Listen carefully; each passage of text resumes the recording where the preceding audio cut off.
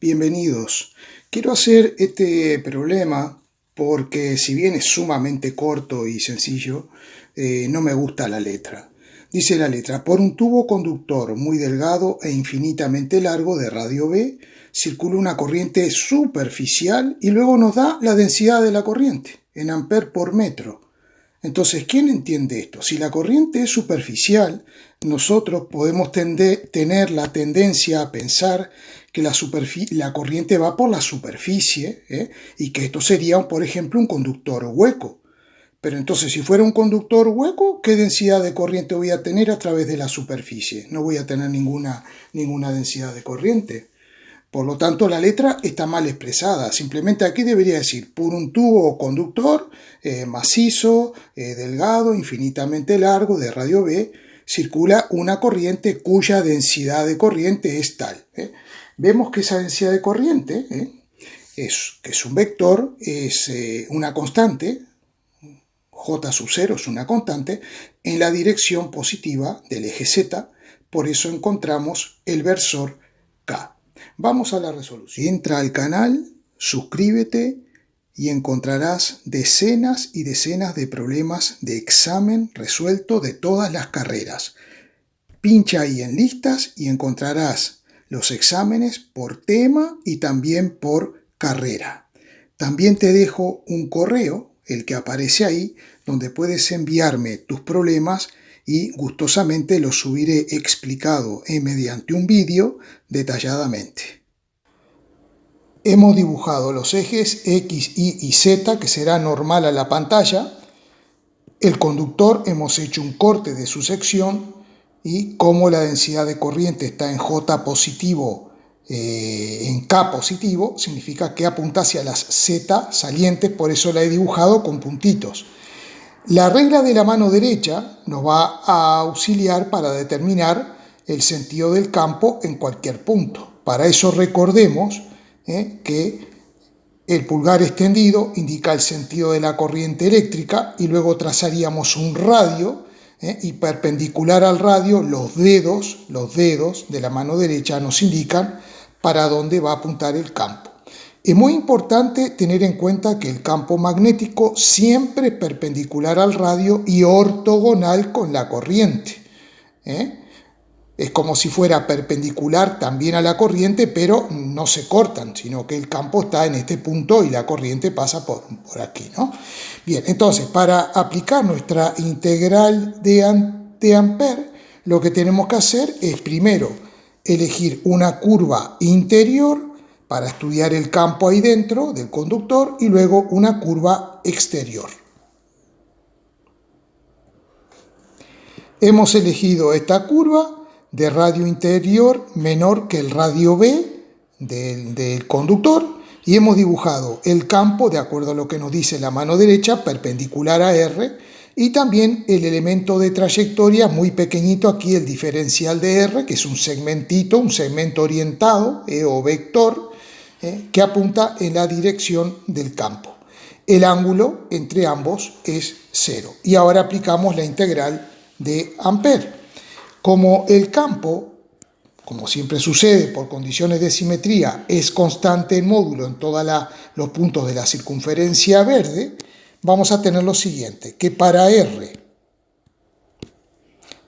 comprendido entre 0 y B, la integral nos queda B por la integral de diferencial de R de L igual a mu sub 0 por I. El coseno de alfa vale 1 porque alfa vale 0. Luego nos quedará esta integral, es la suma de todos los elementos de trayectoria diferencial L, o sea que nos da el perímetro de nuestra circunferencia ideal de color verde. Bien, y del otro lado nos queda mu sub 0 por I. Ahora bien, tenemos la densidad de corriente J, que sabemos que es la intensidad dividido el área. Pero a nosotros nos interesa la intensidad a través de la superficie, delimitada por la curva verde, que es donde estamos evaluando nuestra integral. No nos interesa toda la intensidad a través del conductor, sino solo la que pasa por aquí. Pero como J es constante, quiere decir que el cociente intensidad dividido superficie nos va a dar constante. Entonces yo, para calcular la intensidad de la corriente a través de esa superficie por la curva verde, el área que utilizaré será la de ese círculo, que es pi por el radio al cuadrado. Y sabemos además que la densidad J tiene un módulo, como dice la letra, J sub 0. Entonces de aquí despejamos la intensidad, que nos quedará J sub 0 por pi por r al cuadrado. Y sustituyendo y despejando ya el campo, nos quedará dándonos este resultado para el módulo del campo. Si queremos expresar el campo vectorialmente, le ponemos la flechita arriba y luego multiplicamos esta expresión, que es un número, lo multiplicamos por un vector unitario, u, que dependerá de un ángulo, porque la dirección y sentido del campo va cambiando continuamente conforme lo vamos representando en diferentes puntos de esa trayectoria verde. Así tenemos el campo magnético en el interior y veamos que este campo es directamente proporcional a R. Es decir, que a medida que nos vamos alejando, el módulo de este vector irá aumentando. Vamos a ver qué sucede exteriormente.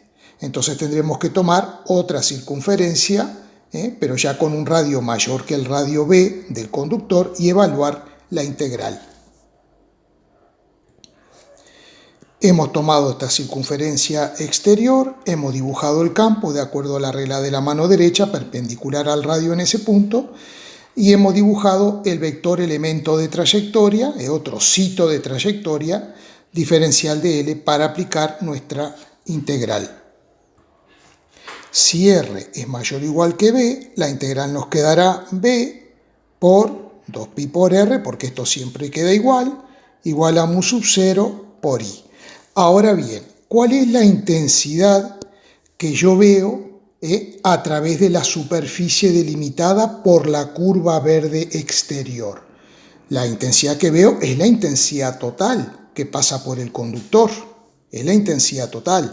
Entonces, como tengo la densidad de corriente J, que es intensidad sobre el área sobre la cual pasa, a través de la cual pasa la corriente total, es pi por B al cuadrado. Y como eso es igual a J sub 0 según la letra, de aquí despejamos la intensidad, que nos queda J sub 0 por pi por B al cuadrado, resultado que sustituiremos aquí despejando el campo. Hacemos las operaciones y nos queda este resultado.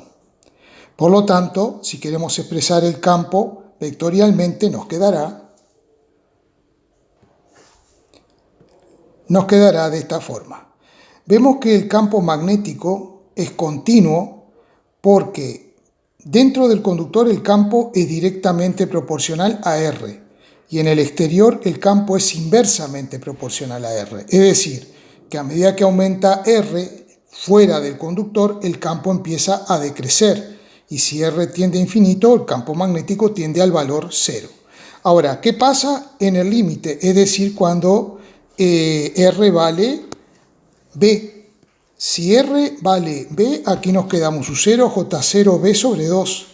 Y aquí nos queda mu sub 0 J0B cuadrado sobre 2B. Simplifico B y nos queda la misma expresión. Es decir, que en la periferia, en la superficie del conductor, el campo tiene el mismo valor para las dos expresiones, por lo tanto, es continuo.